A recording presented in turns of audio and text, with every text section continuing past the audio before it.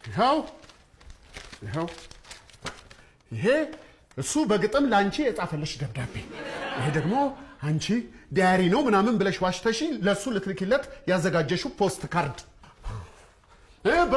በስልክ ስታወሪ የነበረውንም ሰምቻለሁ። ናፍቀኸኛል እስካገኘህ ድረስ ቸኩያለሁ ምናምን ስትባባሉ የነበረው ትክጃለሽ? የት ነው በስልክ ሳወራ? መኝታ ቤት ማታ ትክጃለሽ? አልካድኩም።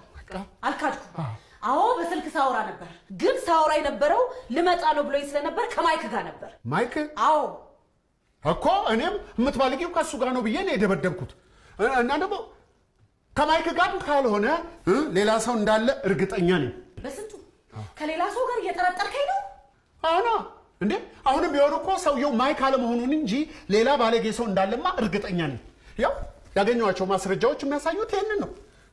ደብዳቤውን ፖስት ካርዱም የሚያሳዩት ሌላ የምትባልጊው ሰው እንዳለ ነው።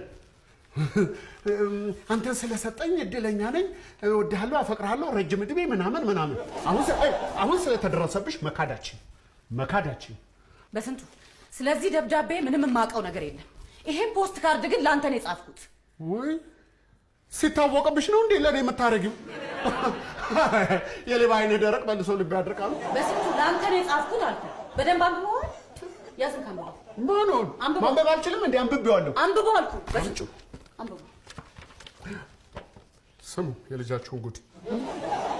ስላደረክልኝ ሁሉ አመሰግናለሁ። እንዳንተ አይነት ሰው ከጎኔ ስላለ እድለኛ ነኝ። ሁሌም እወድሃለሁ፣ አከብርሃለሁ፣ አፈቅርሃለሁ። ረጅም ዕድሜ ከሙሉ ጤና ጋር እመኝልሃለሁ። ያንተው ሂሩት። እና ታዲያ ይሄ ለእኔ እንደጻፍሽው ምን ያረጋግጣል? ከጀርባ አንብበው። ምን ጀርባ አለው? ግለጥና አንብበው። በስንቱ ግለጠው። ይሄው እሱ ግለጠው። ቀጥሎ ያለውን ግለጠው። እሱን ግለጥና አንብበው። አንብበው። ጮክ ብለህ አንብበው። ለውድ ባለቤቴ ድምፅህን ከፍ አድርገህ አንብበው። ለውድ ባለቤቴ ለበስንቱ ይላል።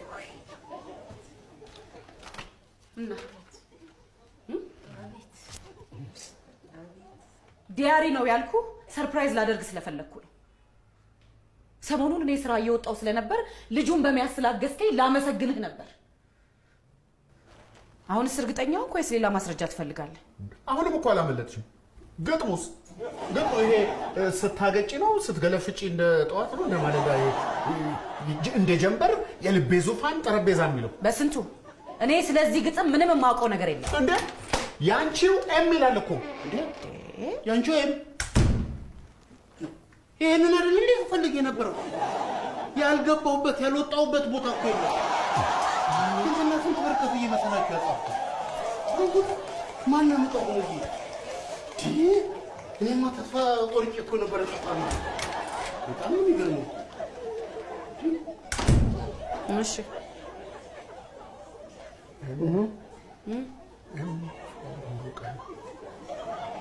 ተናገር። አጥፍቻለሁ።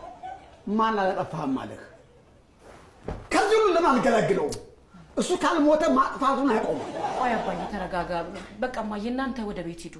ማይክን ብቻውን ጥላችሁት አይደል የመጣችሁት? ግዴ ለምን እናንተ ሂዱ።